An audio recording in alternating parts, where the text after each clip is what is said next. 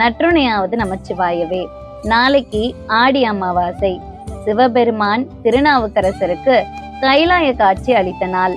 அப்பர், வாகீசர், தாண்டகவேந்தன் என்ற சிறப்பு பெயர்களுக்கு சொந்தக்காரரான திருநாவுக்கரசர் தன்னுடைய இளம் வயசுல இருந்து சமண சமயத்தை பின்பற்ற தொடங்கினாரு. திரும்பவும் தன்னுடைய 50 வயசுலயோ இல்ல அதுக்கும் மேலேயோ தான் சைவ சமயத்தை மீண்டும் பின்பற்றினாரு. நாவுக்கரசர் தன்னுடைய முதிய வயசுல கைலாயம் போய் சிவபெருமான தரிசிக்க நினைச்சாரு.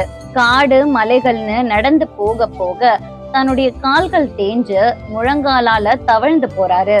சிவபெருமான் முனிவர் ரூபத்துல தோன்றி கைலாயம் போற வழி ரொம்ப கடினமானதுன்னு சொல்லி நாவுக்கரசரை திரும்ப சொல்றாரு. நாவுக்கரசரோ கைலாய தரிசனம் பார்க்காம திரும்ப மாட்டேன்னு உறுதியா இருக்க, முனிவர் ரூபத்துல இருந்த சிவபெருமான் அப்பர் பக்கத்துல இருந்த மானசரோவர் குளத்துல மூழ்கி திருவையாற்றுல இருக்கிற குளத்துல எழும்படி சொல்லி மறைஞ்சிடுறாரு. சிவபெருமானுடைய ஆணைப்படி பக்கத்துல இருந்த மானசரோவர் குளத்துல மூழ்கி திருவையாற்றுல இருக்கிற பொய்கையில எழுந்தாரு.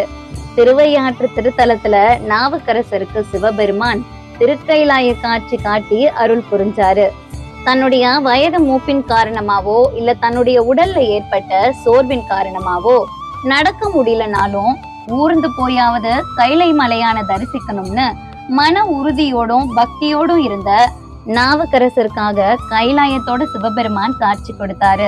நாம ஒரு படி சிவபெருமான நோக்கி போனா சிவபெருமான் 10 படிகள் நம்மளை நோக்கி வருவாருன்றதுக்கு இந்த நிகழ்வு ஒரு சிறந்த எடுத்துக்காட்டு. கைலாய காட்சியை பார்த்த நாவுக்கரசர் மாதர்பிறை கண்ணியானை மலையான் மகளோடும் பாடி போதோடு நீர் சுமந்தேத்தி புகுவார் அவர் பின் புகுவேன் யாதும் சுவடு படாமல் ஐயார் அடைகின்ற போது காதன் மடப்பிடியோடு களிறு வருவன கண்டேன் கண்டேன் அவர் திருப்பாதம் கண்டறியாதன கண்டேன்னு ஒரு அற்புதமான பதிகத்தை பாடியிருப்பாரு. இந்த பதிகத்தை இதுக்கு முன்னாடி படிச்சிருக்கிறீங்களான்னு கமெண்ட்ல சொல்லுங்க.